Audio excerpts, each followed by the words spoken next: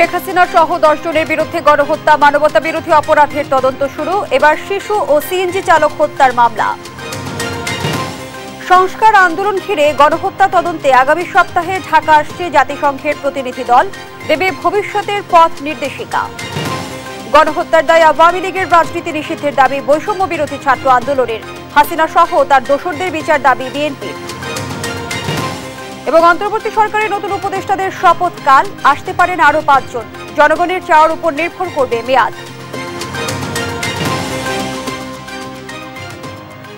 আমন্ত্রণ সংবাদ রাতে, দেখছিলেন শিরোনাম, সাথে আছি আমি ফারনাজ জুই। শুরু হয়েছে গণহত্যা ও মানবতা বিরোধী অপরাধের অভিযোগে সাবেক প্রধানমন্ত্রী শেখ হাসিনা সহ 10 জনের বিরুদ্ধে তদন্ত কাজ। নিয়োগ দেওয়া হয়েছে তদন্ত কর্মকর্তা। তাকে 7 দিনের মধ্যে তদন্তের অগ্রগতি প্রতিবেদন দাখিলের নির্দেশ দিয়েছেন আদালত। এদিকে জুলাই আগস্ট হত্যায় জড়িতদের কেন বিচারের মুখোমুখি করা হবে না জানতে চেয়ে রুল জারি করেছেন হাইকোর্ট। এদিন কোটা আন্দোলনে নিহত ছাত্র মেহেদীর বাবার অভিযোগ গ্রহণ করেছেন ট্রাইব্যুনালের তদন্ত সংস্থা। সাবরিনা মজুমদারের রিপোর্ট।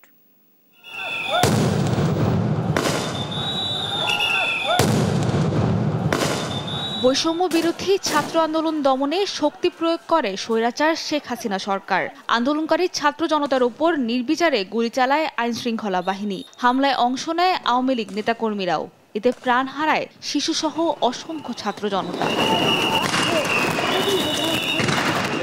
আন্দোলন চলাকালে 15 জুলাই থেকে 5 আগস্ট পর্যন্ত গণহত্যা, নির্যাতন সহ মানবতা বিরোধী অপরাধের অভিযোগে সাবেক প্রধানমন্ত্রী শেখ হাসিনা সহ 10 জনের বিরুদ্ধে বুধবার আন্তর্জাতিক অপরাধ ট্রাইব্যুনালের তদন্ত সংস্থার অভিযোগ করা হয়। অভিযোগ আমলে নিয়ে তদন্তে নামছে আন্তর্জাতিক অপরাধ ট্রাইব্যুনালের তদন্ত সংস্থা।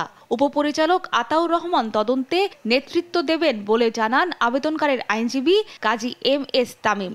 এই মামলাটি রেকর্ডের পরে তদন্ত সংস্থা একজন তদন্তকারী কর্মকর্তা নিয়োগ করেছেন। যেহেতু এই ঘটনাটা সারা দেশব্যাপী এবং একটা বড় ধরনের ম্যাসাকার এবং সারা দেশেই ওনাদের তদন্ত করতে হবে, এই জন্য কিছুটা সময় লাগবে। তবে ওনারা বলেছেন যে ওনারা টাইম টু টাইম এটার আপডেট জানাবেন জাতিকে, যে কতটুকু তদন্ত হয়েছে এবং তদন্ত কোন পর্যায়ে আছে।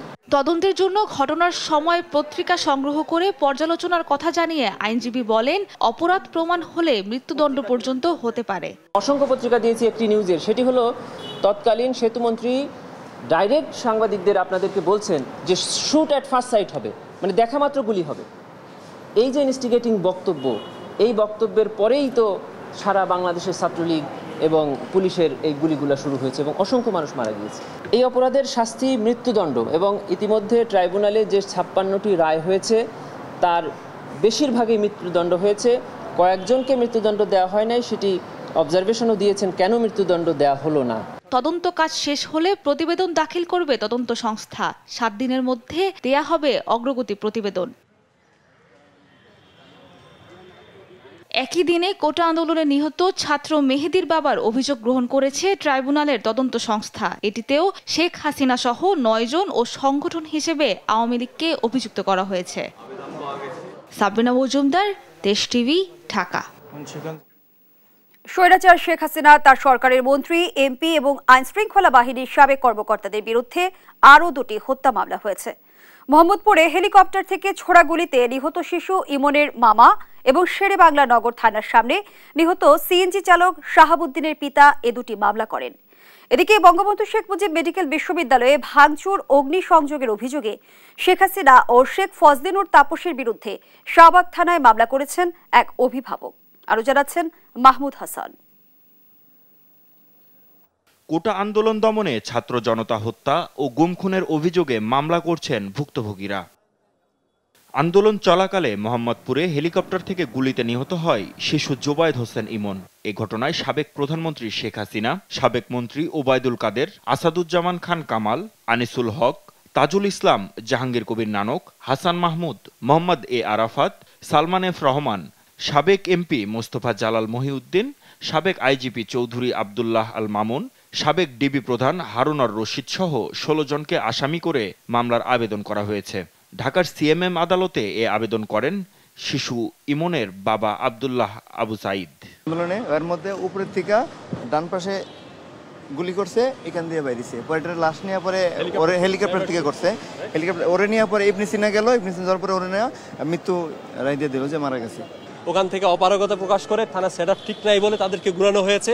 তার বাধ্য হয়ে তারা আজকে আমাদের মাধ্যমে এসে বিজ্ঞ মহানগর আমার সিএমএম আদালতে ৯ নম্বর কোর্টে রাজেশ স্যারের কোর্টে আমরা সিএর মামলা একটা ফাইল করি। শেরে বাংলা নগর থানার সামনে বৈষম্য বিরোধী ছাত্র আন্দোলনে সিএনজি চালক শাহাবুদ্দিন নিহতের ঘটনায় শেখ হাসিনা, আসাদুজ্জামান খান কামাল, ওবায়দুল কাদের, আনিসুল হক, সালমান এফ রহমান, হাসান মাহমুদ, আলী আরাফাত সহ ১১ জনের বিরুদ্ধে সিএমএম কোর্টে মামলা হয়েছে। এ মামলাটি করেন নিহত শাহাবুদ্দিনের বাবা আবুল কালাম। পুলিশ ২০টার মতন গুলি ছাড়ছে, ওই গুলি এখানে পড়িয়া লগে ডেট বুঝলি লইয়া গেছি, মাটি মুড়ি দিয়ে আসিয়েছি। দুটা বাচ্চা তুলছে, একটা বাচ্চার মাও আছে এখানে। আমি এটা বিচার চাই, আপনার দেশবাসীর কাছে বিচার চাই। থানার পুলিশ যখন ফায়ার করতে করতে বাইরে যায়, 7 জন লোক মারা যায়। তার মধ্যে তার ধারাবাহিকতায় একজন হচ্ছে শাহাবুদ্দিন, তার বাবা হলে আবুল কালাম। আজকে আমরা 32 নম্বরে মামলা করেছি। মামলার 200 ধারা জবানবন্দি নিয়েছে। ফাসিস্ট শেখ হাসিনা সহ সালমান এফ রহমান, আইনমন্ত্রী আনিসুল হক সহ 11 জনের বিরুদ্ধে আমরা মামলা করেছি। এদিকে ঘুষ গ্রহণ ও অর্থ পাচারের অভিযোগে সাবেক স্বরাষ্ট্রমন্ত্রী আসাদুজ্জামান খান কামাল সহ তার সহযোগীদের বিরুদ্ধে অনুসন্ধানের সিদ্ধান্ত নিয়েছে দুর্নীতি দমন কমিশন। মাহমুদ হাসান, দেশ টিভি, ঢাকা। জুলাই আগস্টে কোটা সংস্কার আন্দোলন ও পরবর্তীতে সরকার পতন আন্দোলনে যে সহিংসতা ও হত্যার ঘটনা ঘটেছে তার নিরপেক্ষ ও স্বাধীন তদন্তে আগামী সপ্তাহে ঢাকা আসছে জাতিসংঘের তথ্য অনুসন্ধানী দল। অন্তর্বর্তী সরকারের পররাষ্ট্র উপদেষ্টা তৌহিদ হোসেনের সঙ্গে বৈঠক শেষে সাংবাদিকদের এসব তথ্য জানান বাংলাদেশের জাতিসংঘের আবাসিক সমন্বয়কারী গোয়েন লুইস। দুপুরে প্রধান উপদেষ্টার প্রেস উইংয়ের পক্ষ থেকে তথ্য বিবৃতিতে এসব তথ্য জানানো হয়। তদন্তে যে দল আসছে তার নেতৃত্বে থাকছে জাতিসংঘ বলেও জানানো হয় বিবৃতিতে। সংস্থার মানবাধিকার প্রধান ভলকার তুর্ক বুধবার রাতে প্রধান উপদেষ্টা অধ্যাপক মোহাম্মদ ইউনুসের সঙ্গে ফোনালাপের সময় এই পদক্ষেপের কথা জানান। স্বাধীনতার পর এই প্রথম জাতিসংঘ বাংলাদেশে ফ্যাক্ট ফাইন্ডিং মিশন পাঠাচ্ছে। সপ্তাহের শুরুতে তথ্য অনুসন্ধান দলটি ঢাকা পৌঁছানোর কথা রয়েছে।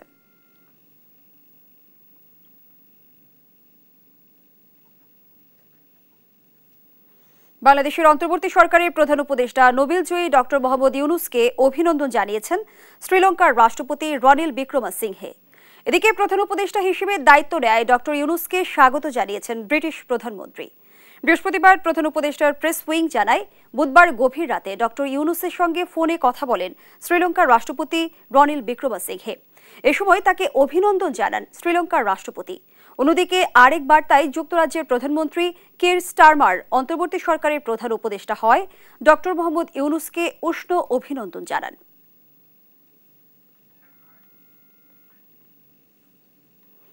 খুনি হাসিনা ও তার দোসরদের বিচার না হওয়া পর্যন্ত 4 দফা দাবিতে মাঠে থাকবে বৈষম্য বিরোধী ছাত্র আন্দোলন। রাজধানীর শাহবাগে রেজিস্ট্যান্স উইকের 3য় দিনে এসব কথা বলেন আন্দোলনের সমন্বয়করা। বিশৃঙ্খলা চেষ্টা প্রতিহতের ঘোষণা দিয়ে গণহত্যার দায়ে আওয়ামী লীগের রাজনীতি নিষিদ্ধের দাবি জানান তারা। বিস্তারিত মাসরুল ইসলামের রিপোর্টে। বৈষম্য বিরোধী ছাত্র আন্দোলনের রেজিস্ট্যান্স উইকের 3য় দিনে রাজধানীর শাহবাগে ছাত্র জনতার ঢল। গণহত্যার নির্দেশদাতা ও তার সহযোগীদের শাস্তির দাবিতে ছাত্র জনতার এক সুর। এ সময় বৈষম্য বিরোধী ছাত্র আন্দোলনের অন্যতম সমন্বয়ক সার্জিস আলম বলেন, গত 16 বছরে আওয়ামী লীগ ও তার দোসররা হাজার হাজার কোটি টাকা বিদেশে পাচার করেছে। অভিযোগ করেন, মেকানিজমের মাধ্যমে দেশের প্রত্যেকটি খাতকে ধ্বংস করেছে শেখ হাসিনা। এবার সময় এসেছে হাসিনাকে বিচারের মুখোমুখি করার। বাংলাদেশে যদি একটা পিলারও হতো সেটার ক্রেডিট ওই একজন মানুষকে দেওয়া হতো, কারণ সবকিছু নাকি তার নির্দেশে হয়। তাহলে এই যে বিগত 1.5 মাসে বাংলাদেশে যতগুলো হত্যা হয়েছে, বাংলাদেশে যতগুলো খুন হয়েছে, সেগুলোর হুকুম আসলে কোথা থেকে এসেছে আমরা জানি। এই প্রত্যেকটি হুকুম বাংলাদেশের যত বাহিনী ছিল, পুলিশ থেকে শুরু করে যাদেরকে এই হুকুমটি দেওয়া হয়েছে, সেগুলো ওই খুনি হাসিনার কাছে থেকে এসেছে। তাই জায়গা থেকে স্পষ্ট কথাটি হচ্ছে যে আমরা ওই খুনি হাসিনার বিচার চাই। আরেক সমন্বয়ক হাসনাত আব্দুল্লাহ বলেন, বিদেশে বসে মোদির মাধ্যমে নির্বাচন আয়োজনের কথা বলছেন শেখ হাসিনা, যা রাষ্ট্রদ্রোহিতার শামিল। এ সময় তিনি বলেন, আওয়ামী লীগ জনগণের বিপক্ষে গিয়ে রাজনীতি করার গ্রহণযোগ্যতা হারিয়েছে, ফলে তাদের বিষয়ে জনগণই সিদ্ধান্ত নিবে। বাংলাদেশের নির্বাচন নিয়ে যখন মানুষের কাছে সেখানে আবেদন না করে মোদির কাছে যেখানে আবেদন করে সেখানে আমাদের সার্বভৌমত্বটি প্রশ্নবিদ্ধ হয়। সুতরাং আমরা স্পষ্ট করে দিতে চাই, এই যে ইউএসএ তে বসে আপনি দেশের বিষয়ে সিদ্ধান্ত নেওয়ার আপনার কোনো ধরনের অধিকার নাই। আপনাদের নৌকা অনেক আগে ফুটা হয়ে গিয়েছে, আপনাদের বইটা দিয়ে নৌকার পাটাতন আপনাদের নাই। সুতরাং বইটা খুঁজে লাভ নাই, মোদির বইটা দিয়ে বাংলাদেশের নৌকা চালাবেন এই আশা আপনারা আর করেন না। সমন্বয়করা বলেন, জুলাইয়ের গণহত্যা ভুলবে না এদেশের মানুষ। ইতোমধ্যে আন্তর্জাতিক ট্রাইব্যুনালে শুরু হয়েছে তাদের বিচার প্রক্রিয়া। মাজহারুল ইসলাম, দেশ টিভি, ঢাকা। আন্তর্জাতিক মানবতা বিরোধী আইনে শেখ হাসিনা সহ তার দোসরদের বিচারের দাবি জানিয়েছেন বিএনপি মহাসচিব মির্জা ফখরুল ইসলাম আলমগীর। বিকেলে রাজধানীর নয়াপল্টনে দলের কেন্দ্রীয় কার্যালয়ের সামনে অবস্থান কর্মসূচি শেষে এ দাবি জানান তিনি। মির্জা ফখরুলের অভিযোগ, নির্যাতনের ধোঁয়া তুলে হিন্দু সম্প্রদায়কে ঢাল হিসেবে ব্যবহার করে ভারতের সহযোগিতায় দেশে ঢুকতে চাইছে স্বৈরাচার শেখ হাসিনা। এ সময় জনগণের সরকারের হাতে ক্ষমতা হস্তান্তর পর্যন্ত অন্তর্বর্তী সরকারকে সহযোগিতার আহ্বানও জানান তিনি। তার মুখে সেই প্রতিশোধের জিজ্ঞাসায় কষ্ট আল্লাহর কি হুকুম দেখেন, তাকে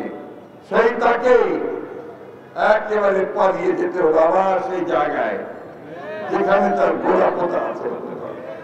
তাদের মূল কাণ্ড হচ্ছে ইচ্ছার্থে দেশে অস্থিতির সৃষ্টি করে আবার যদি ওই ভারতের সাহায্য নিয়ে ঢুকে পড়া যায় তাহলে হয়তো তারা রক্ষা পাবে।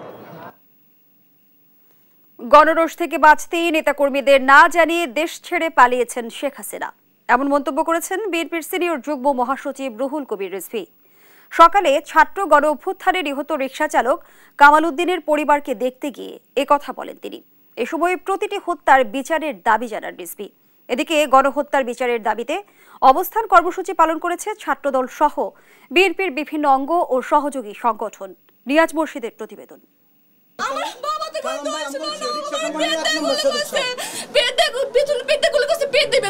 এই আহাজারি স্বৈরাচার শেখ হাসিনা পতন আন্দোলনে নিহত রিকশা চালক কামাল উদ্দিনের ছোট মেয়ে সুরাইয়ার। বিএনপির সিনিয়র যুগ্ম মহাসচিব রুহুল কবির রিজভী নিহত কামাল উদ্দিনের পরিবারকে দেখতে তাদের নয়াপল্টনের বাসায় যান। এ সময় কান্নায় ভেঙে পড়ে তার পরিবার। শোক সন্তপ্ত পরিবারের প্রতি সমবেদনা জানিয়ে রিজভী বলেন, 8 জন রিকশা চালক মারা গেছে যারা কোনো দলের সদস্য ছিল না। ক্ষমতায় থাকার জন্য তাদের উপর পুলিশ দিয়ে নির্বিচারে গুলি চালিয়েছে শেখ হাসিনা। 8 জন রিকশা চালক পৃথিবী থেকে চলে গেছে। জনরোষের ভয়ে নেতাকর্মীদের ফেলে রেখে শেখ হাসিনা কাপুরুষের মতো দেশ থেকে পালিয়েছেন বলেও মন্তব্য করেন রিজভী। আপনার রাজ সিংহাসন কিন্তু উল্টে যাবে, ঠিকই উল্টে গেছে, কিন্তু পালিয়ে গেছেন আপনার বন্ধু প্রতিম দেশে নিজের আত্মীয় স্বজন সহ। এ তো কাপুরুষের কাজ। আওয়ামী নেতাকর্মীরা এটা কি দেখেন না? নিজের আত্মীয় স্বজন, নিজের ছেলে মেয়ে, নিজের বোনকে পার করে নিয়ে গেলেন আর আপনাদেরকে ফেলে চলে গেলেন। এদিকে গণহত্যার বিচারের দাবিতে বায়তুল মোকাররম এলাকা থেকে প্রেস ক্লাব পর্যন্ত বিক্ষোভ মিছিল করে ঢাকা মহানগর দক্ষিণ বিএনপি। গণহত্যার দায়ে শেখ হাসিনা সহ জড়িত সবার দ্রুত বিচার দাবি করেন তারা। যারা ছাত্র হত্যার সাথে জড়িত, যারা গণহত্যার মতো নৃশংস হত্যার সাথে জড়িত, এই সমস্ত হত্যাকারীদের যেখানে পাওয়া যাবে সেখানে তাদের প্রতিরোধ করা হবে। গণহত্যা ফ্যাসিস্ট সরকারের বিচারের দাবিতে কেন্দ্রীয় শহীদ মিনারে অবস্থান কর্মসূচি পালন করে ছাত্রদল। নিয়াজ মুর্শিদ, দেশ টিভি, ঢাকা। নবগঠিত অন্তর্বর্তী সরকারের পরিধি আরও বাড়ছে। শুক্রবার শপথ নিতে পারেন নতুন কয়েকজন উপদেষ্টা। বঙ্গভবনের একটি সূত্র গণমাধ্যমকে জানায়, আরও 5 জন নতুন উপদেষ্টা কাল শপথ নেবেন। এজন্য প্রস্তুত রাখা হয়েছে 5টি নতুন গাড়ি।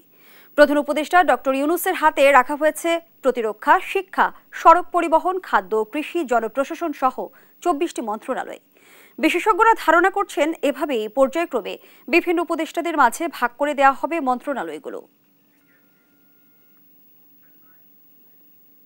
দেখছেন সংবাদ রাত। অন্তর্বর্তী সরকারের মেয়াদ কতদিন হবে তা নির্ভর করছে জনগণের উপর, এমনটাই জানালেন স্থানীয় সরকার উপদেষ্টা হাসান আরিফ। দুপুরে সচিবালয়ে নিজ দপ্তরে এক সংবাদ সম্মেলনে তিনি জানান, 2-1 দিনের মধ্যেই অনুপস্থিত জনপ্রতিনিধিদের বিষয়ে সিদ্ধান্ত নেওয়া হবে। তৌফিক মাহমুদ মুন্নার রিপোর্ট। গেল 5ই আগস্ট ছাত্র জনতার গণ অভ্যুত্থানে দেশ ছাড়তে বাধ্য হন তৎকালীন প্রধানমন্ত্রী শেখ হাসিনা। এরপর গঠন করা হয় অন্তর্বর্তীকালীন সরকার। আত্মগোপনে যায় আওয়ামী লীগ থেকে নির্বাচিত সিটি কর্পোরেশন, উপজেলা পরিষদ, পৌরসভার মেয়র, কাউন্সিলররা। এতে ব্যাহত হচ্ছে নাগরিক সেবা। এখন এরকম থাকবে এমন পরিস্থিতিতে বৃহস্পতিবার দুপুরে সংবাদ সম্মেলন করেন স্থানীয় সরকার উপদেষ্টা হাসান আরিফ। কথা বলেন ওয়াসার সদ্য পদত্যাগ করা এমডির দুর্নীতি এবং জনপ্রতিনিধিদের কর্মস্থলে অনুপস্থিতি নিয়ে। সেগুলো আমরা একটু যাচাই বাছাই করে খোঁজ খবর নিয়ে দেখে তারপরে তাদের ব্যাপারে আলোচনা করে সিদ্ধান্ত নেওয়া হবে যে কি পদক্ষেপ সেই তাকে ঘিরে যে দুর্নীতি চক্র যেটা হয়েছিল, চক্রেতে যারা সক্রিয় আছে বা যারা লুকিয়ে আছে। I want to C the man in the chair, so he is not in the chair, তার মানে হি ইজ নট দেয়ার। তো তাহলে ডেফিনেটলি আমাকে একটা পদক্ষেপ নিতে হবে, কারণ যে চেয়ারে আছে চেয়ার তো স্থবির না, চেয়ারকে তো কাজ করে যেতে হবে। তো সুতরাং তার জন্য আমরা কি পদক্ষেপ নেব সেটা আমরা অলরেডি আলোচনার মধ্যেই আছে, দু একদিনের মধ্যেই ইনশাল্লাহ সিদ্ধান্ত হয়ে যাবে। এক প্রশ্নের জবাবে তিনি জানান, অন্তর্বর্তীকালীন সরকার কতদিন কাজ করবে তা এখনই বলা যাবে না। এটা মানে সারা জাতির উপরে নির্ভর করছে, আমার একক ইচ্ছার উপরে না। আমার অসুবিধা হলে আমি I can resign and go, যেহেতু আমার একটা অপারেশন হওয়ার কথাই ছিল, তো হয়তো আই এম এ ডিলেইড। তো সুতরাং মেয়াদ নিয়ে আমার মনে হয় এটা আলোচনার সময় না। যারা সরাসরি দুর্নীতির সঙ্গে জড়িত তা খতিয়ে দেখে ব্যবস্থা নেওয়া হবে বলে জানান স্থানীয় সরকার উপদেষ্টা। যে আমরা যদি আইন অনুযায়ী কাজ করি তাহলে কিন্তু দুর্নীতি অটোমেটিক্যালি থাকবে না। তৌফিক মাহমুদ মুন্না, দেশ টিভি, ঢাকা। ভারতীয় গণমাধ্যম সাম্প্রদায়িক উস্কানি দেওয়ার চেষ্টা করছে বলে অভিযোগ করেছেন ইসলামী আন্দোলন বাংলাদেশের সিনিয়র নায়েবে আমির মুফতি সৈয়দ মোহাম্মদ ফয়জুল করিম। বিকেলে রাজধানীর পুরানা পল্টনে দলের প্রধান কার্যালয়ে জাতীয় হিন্দু মহাজোটের সাথে মতবিনিময় সভায় এ মন্তব্য করেন তিনি। জানান, এখন হিন্দু, মুসলিম, খ্রিস্টান দেখার বিষয় নয়, সবাই মিলে একসাথে দেশকে এগিয়ে নিয়ে যাওয়া হবে। ইসলামী আন্দোলন সব ধর্মের মানুষের পাশে থাকবে বলেও জানান তিনি। এ সময় হিন্দু মহাজোটের সভাপতি ইসলামী আন্দোলনের নায়েবে আমিরের বক্তব্যকে সমর্থন জানিয়ে সংখ্যালঘু আইন ও নির্বাচন ব্যবস্থা সংস্কারের দাবি তোলেন। ধর্মীয় প্রতিষ্ঠানগুলি যেভাবে রক্ষা করেছেন, পাহারা দিয়েছেন, এই কৃতজ্ঞতা অস্বীকার করার উপায় নাই। সংখ্যালঘুদের জন্য অন্তত একটি সংখ্যালঘু সেল, পৃথক নির্বাচন এবং সুরক্ষা আইন যাতে পাশ হয়। আমাদের ভিতর থেকে যদি সুচিন্তিত ব্যক্তিত্ব এবং মহৎ ব্যক্তি নির্বাচিত হয়ে সংসদে যায়, সেখানে আমরা আমাদের কথা বলতে পারবো। কে হিন্দু, কে খ্রিস্টান, কে বৌদ্ধ, এটা দেখার বিষয় নয়। আমি বাংলাদেশের নাগরিক, এইটাই আমার মূল পরিচয়। যদি আমি বাংলাদেশের নাগরিক হিসাবে পরিচয় দেই তাহলে আমার অধিকার সমান থাকবে। আমরা একসাথে বসবাস করব, প্রত্যেকের দুঃখে দুঃখী হব, সুখে সুখী হব, প্রত্যেকের অংশীদারিত্ব গ্রহণ করব। যদি এইভাবে আমরা বসবাস করতে পারি তাহলে বাংলাদেশের বুকে বাংলাদেশ একটা স্বর্ণের দেশ হিসাবে আবির্ভূত হবে বলে আমি মনে করি। দেখছেন সংবাদ রাত। পুলিশ, র্যাব, বিজিবি ও ফায়ার সার্ভিসে নিয়োগ ও বদলি বাণিজ্য করে হাজার কোটি টাকা লোপাট করেছেন সাবেক স্বরাষ্ট্রমন্ত্রী আসাদুজ্জামান খান কামাল। ৫ কোটি টাকার কমে বদলি করেন না কোনো পুলিশ সুপারকে। শুধু নিয়োগ বদলি নয়, চাঁদাবাজি করেও হাতিয়েছেন হাজার কোটি টাকা। কৌশলে দেশে মাদকের অনুপ্রবেশ ঘটিয়ে হাতিয়ে নিয়েছেন আরও কয়েক হাজার কোটি টাকা। গুম খুনের মতো মানবতা বিরোধী অপরাধমূলক কাজ থেকেও কামিয়েছেন শত শত কোটি টাকা। রাজধানী ও তার বাইরে দখলে নিয়েছেন হাজার কোটি টাকার সম্পদ, গড়েছেন বিলাসী বাড়ি কমপ্লেক্স। কামাল বেশিরভাগ অর্থই পাচার করেছেন বিদেশে। তিনি ছাত্র জনতার আন্দোলনে গণহত্যার মূল মাস্টার মাইন্ড। আরো জানাচ্ছেন ফখরুল ইসলাম। ঠান্ডা মাথার খুনি সাবেক স্বরাষ্ট্রমন্ত্রী আসাদুজ্জামান খান কামাল গত ৯ বছরে বিরোধী মত দমনে আইনশৃঙ্খলা বাহিনীর অনুগত সদস্যদের দিয়ে গড়েন কিলিং বাহিনী। জুলাই জুড়ে ছাত্র জনতার অভ্যুত্থানের উপর হায়নার মতো গুলি করে কেড়ে নিয়েছিলেন সহস্রাধিক নিরীহ ছাত্র জনতার প্রাণ। ছাত্র জনতার অভ্যুত্থানে সাবেক প্রধানমন্ত্রী শেখ হাসিনা পালালে নিজেও চলে যান আত্মগোপনে। দেশের আইনশৃঙ্খলা ও জানমালের নিরাপত্তা রক্ষার পরিবর্তে আইনশৃঙ্খলা বাহিনীকে ব্যবহার করেন টাকা কামানোর হাতিয়ার হিসেবে। স্বরাষ্ট্র মন্ত্রণালয় গড়ে তোলেন ঘুষ নিয়োগ বাণিজ্যের ৫ সদস্যের syndicate. Police, RAB, BGB, fire service, মাদকদ্রব্য নিয়ন্ত্রণ অধিদপ্তর ও পাসপোর্ট অধিদপ্তরে নিয়োগ বদলি বাণিজ্য করে নিতেন বস্তায় বস্তায় টাকা। ডক্টর হারুনুর রশিদ বিশ্বাসের নেতৃত্বে স্বরাষ্ট্র মন্ত্রণালয়ের এই ৫ সদস্যের সিন্ডিকেট দিয়ে অবৈধ বাণিজ্য নিয়ন্ত্রণ করতেন আসাদুজ্জামান খান কামাল। জেলা পুলিশ সুপার নিয়োগে জেলা ভেদে নিতেন ২ কোটি থেকে ৫ কোটি টাকা। সাবেক মন্ত্রীর এই সিন্ডিকেটকে টাকা না দিলে স্বরাষ্ট্র মন্ত্রণালয় নিয়োগ বদলি হতো না কারোই।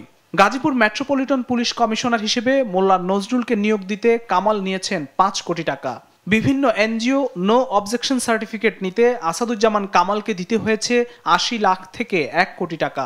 2023 সালের 2 অক্টোবর ফায়ার সার্ভিসে 535 জনকে নিয়োগ দেওয়া হয় জনপ্রতি 8 থেকে 12 লাখ টাকা নিয়ে। এইসব বাণিজ্যের কারণে স্বরাষ্ট্র মন্ত্রণালয় কামাল হারুন সিন্ডিকেট ছিল বেশ আলোচিত। নিয়োগ বদলি ও ঘুষের টাকা নেওয়া হতো আসাদুজ্জামান কামালের ফার্ম গেটের বাসায়।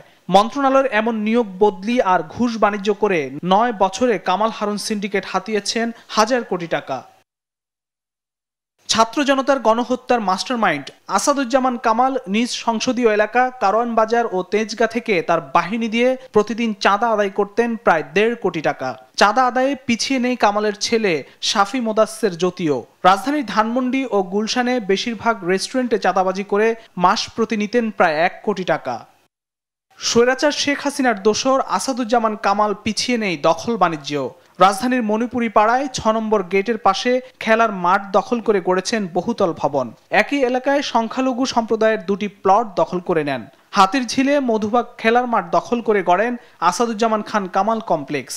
আসাদুজ্জামান কামাল তার সময়ে দেশে গুম, খুন আর জঙ্গি নাটকের নামে বিরোধী রাজনৈতিক কর্মী ও সাধারণ মানুষ তুলে নিয়ে তার সিন্ডিকেটের মাধ্যমে হাতিয়ে নিতেন কোটি কোটি টাকা। আসাদুজ্জামান কামাল রাজধানীর বাইরেও গড়েন অটো ব্রিকফিল্ড ও কারখানা। কামাল তার হাজার কোটি টাকা বিদেশে পাচার করেছেন বলে অভিযোগ রয়েছে।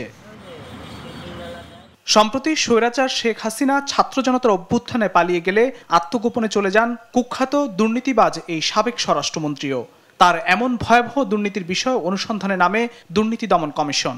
জনাব আসাদুজ্জামান খান এবং তার সাথে কয়েকজন কর্মকর্তার বিরুদ্ধে দুর্নীতির অভিযোগ সংক্রান্ত একটি অভিযোগ আমাদের দুর্নীতি দমন কমিশনে এসেছে। দুর্নীতি দমন কমিশন কর্তৃক এই অভিযোগটি যাচাই বাছাই করা হয়েছে এবং প্রাথমিক কিছু সত্যতা পাওয়া গেছে বলে 5 সদস্য বিশিষ্ট একটি কমিটি গঠন করা হয়েছে। এই 5 সদস্য বিশিষ্ট কমিটি এই বিষয়টি সার্বিকভাবে অনুসন্ধান করে দেখবেন। স্বৈরাচার সরকারের সেকেন্ড ইন কমান্ড আসাদুজ্জামান কামালের বিরুদ্ধে তদন্ত করে দ্রুতই আইনের আওতায় আনা হবে বলে জানালো দুদক। ফখরুল ইসলাম, দেশ টিভি, ঢাকা। আওয়ামী লীগ সরকার পতনের পর আত্মগোপনে চলে গেছেন 90% জনপ্রতিনিধি। 5 আগস্টের পর বেশিরভাগ নির্বাচিত জনপ্রতিনিধি ফেরেননি এলাকায়। এতে ব্যাহত হচ্ছে নাগরিক সেবা। তবে বিভাগীয় কমিশনার বলছেন পরিস্থিতি স্বাভাবিক করতে উদ্যোগ নেওয়া হয়েছে। কাজী শাহেদের প্রতিবেদন। দাউ দাউ করে জ্বলছে রাজশাহী সিটি কর্পোরেশন। মানুষের ক্ষোভের আগুনে পড়ছে নাগরিক সেবার বৃহৎ প্রতিষ্ঠানটি। গত 5 আগস্ট স্বৈরাচার হাসিনা সরকারের পতনের পর সিটি কর্পোরেশনের মেয়র কাউন্সিলররা এখন আত্মগোপনে। শুধু রাজশাহী সিটি কর্পোরেশন নয়, স্থানীয় সরকারের রাজশাহী বিভাগে 8টি জেলা পরিষদ, 67টি উপজেলা, 59টি পৌরসভা ও 564টি ইউনিয়ন পরিষদের মধ্যে 90% জনপ্রতিনিধিরা এখন আত্মগোপনে। জন অসন্তোষ থেকে বাঁচার জন্য অন্যান্য কারণ হতে পারে। তারা বেশিরভাগই 90% বেশি আমার ধারণা যে তারা পলাতক আছে। জনরোষ থেকে বাঁচতে আত্মগোপনে জনপ্রতিনিধিরা, এতে কার্যালয়ে গিয়ে সেবাবঞ্চিত নাগরিকরা। দিন দিন বাড়ছে এ ভোগান্তি। যারা নির্বাচিত জনপ্রতিনিধি ছিল কিংবা সমাজসেবক ছিল, যারা একটি পক্ষ নিয়ে কাজ করেছে সব সময়, সেই পক্ষের লোকজন কিন্তু এখন বগুড়া জেলায় অনেকেই নাই। রাস্তাঘাট ঠিকভাবে পরিষ্কার পরিচ্ছন্ন হচ্ছে না, ড্রেন পরিষ্কার হচ্ছে না। মেয়র সাহেব না থাকাকালীন আমাদের সার্বিক পরিস্থিতি খুব অবনতি ঘটছে। ঠিকমতো লাইট পাওয়া যাচ্ছে না। বিভাগীয় কমিশনার বলছেন পরিস্থিতি স্বাভাবিক করতে উদ্যোগ নেওয়া হয়েছে। আর্থিক লেনদেনে কিছু জটিলতা আছে, যা কাটিয়ে উঠতে সরকারের সহযোগিতা চাওয়া হবে। জনপ্রতিনিধিদেরকে তো দায়িত্ব থেকে অব্যাহতি দেওয়া হয়নি বা কোনো প্রশাসক নিযুক্ত হয়নি, তাদের শাসক কাজে দেওয়া হয়নি। এদের মধ্যে কেউ যদি কোনো আইন বহির্ভূত কোনো কাজ করে থাকে, সেটি অ্যাজ পার ল আগামী। নাগরিক ভোগান্তি দূর করতে স্থানীয় সরকারের সেবা খাতগুলো দ্রুত সচল হবে, এমন প্রত্যাশা নাগরিকদের। কাজী শাহেদ, দেশ টিভি, রাজশাহী। বৈষম্য বিরোধী ছাত্র আন্দোলনের ডাকা 4 দফা দাবিতে রেজিস্ট্যান্স উইকের 3য় দিনে দেশের বিভিন্ন জেলায় ঢল নামে শিক্ষার্থীদের। এ সময় তারা দেশের শান্তি রক্ষায় যে কোনো ধরনের ষড়যন্ত্র রুখে দেওয়ার হুঁশিয়ারি দেন। সেই সঙ্গে গণহত্যায় জড়িতদের দ্রুত বিচার নিশ্চিতের দাবি জানান। সহকর্মীদের পাঠানো তথ্যচিত্রে ফারজানা ইসলামের ডেস্ক রিপোর্ট। রেজিস্ট্যান্স উইকের তৃতীয় দিন দুপুরে ময়মনসিংহ নগরীর টাউন হল মোড়ে জড়ো হন শিক্ষার্থীরা। এতে অংশ নেন আনন্দমোহন কলেজ সহ বেশ কয়েকটি শিক্ষা প্রতিষ্ঠানের ছাত্ররা। এ সময় তারা গণহত্যার দায়ে শেখ হাসিনাকে দেশে ফিরিয়ে এনে কঠোর শাস্তির দাবি জানান। এই ন্যাক্কারজনক হত্যাকাণ্ডের বিচার না হবে আমরা ওই পর্যন্ত রাজপথ ছাড়বো না, কারণ আমরা এই শহীদদের আত্মত্যাগের কারণে আমরা একটা নতুন রাষ্ট্র ব্যবস্থা পেয়েছি। আমাদের ভাইদের কেন এখানে হয়েছে, কেন তাদেরকে এরকম ভাবে হত্যা করা হয়েছে, আমরা তার বিচার চাই। এদিন বন্দরনগরী চট্টগ্রামের রাজপথেও নামে ছাত্র জনতা। নগরীর নিউ মার্কেট সহ বেশ কয়েকটি এলাকায় মিছিল স্লোগানে প্রকম্পিত হয়। এ সময় দেশ ও ছাত্র জনতার বিরুদ্ধে দেশি বিদেশি যে কোনো ষড়যন্ত্র রুখে দেওয়ার হুঁশিয়ারি দেন তারা। স্বাধীনতার পর কোন ধরনের হামলা নাশকতা তৈরি করতে না পারে সেই জন্য সকল সাধারণ শিক্ষার্থী ঐক্যবদ্ধ হয়ে এটা প্রতিরোধ করার জন্য আমরা জমায়েত হয়েছি। ফ্যাসিস্ট হাসিনার ফাঁসির দাবি নিয়ে আমরা রাজপথে এসেছি। আমাদের এই সংগ্রাম যতদিন না পর্যন্ত খুনি হাসিনা আমরা বিচার না পাচ্ছি, আমাদের সংগ্রাম চলবে। এদিকে নড়াইলে পদযাত্রার মাধ্যমে রেজিস্ট্যান্স উইক কর্মসূচি করা হয়। ছাত্র সমাজের ব্যানারে শহরের চৌরাস্তা থেকে পদযাত্রাটি শুরু হয়ে পুরনো বাস টার্মিনালে এসে শেষ হয়। সেই সঙ্গে সরকারি ভিক্টোরিয়া কলেজ থেকে বিক্ষোভ মিছিল বের করে শিক্ষার্থীরা। লালমনিরহাটেও 4 দফা দাবিতে বের হয় মিছিল। এতে যে কোনো দেশবিরোধী ষড়যন্ত্র রুখে দেওয়ার স্লোগান দেন শিক্ষার্থীরা। লালমনিরহাটে যদি কোনো রকম বিশৃঙ্খলা তৈরি করা হয়, আমরা ছাত্ররা এখনো রাজপথ ছাড়িনি, আমরা রাজপথে আছি, আমরা তার দাঁত ভাঙা জবাব দেব। কঠোরভাবে আমরা এই বৈষম্য বিরোধী ছাত্র আন্দোলন এই বাংলাদেশের এই সন্ত্রাসীদের বিরুদ্ধে আমরা সজাগ রয়েছি। শেখ হাসিনার শাস্তির দাবি, সংখ্যালঘুদের ওপর হামলার প্রোপাগান্ডা প্রতিরোধ, ফ্যাসিবাদী ব্যবস্থার অপসারণ, প্রশাসন ও বিচার বিভাগের সমতা নিশ্চিতকরণের দাবিতে সপ্তাহব্যাপী এই কর্মসূচির ঘোষণা দেয় বৈষম্য বিরোধী ছাত্র আন্দোলন। ফারজানা ইসলাম, নিউজ ডেস্ক, দেশ টিভি। এই ছিল এখনকার সংবাদ রাত। পরে বুলেটিন দেখার আমন্ত্রণ রইল। ধন্যবাদ সবাই।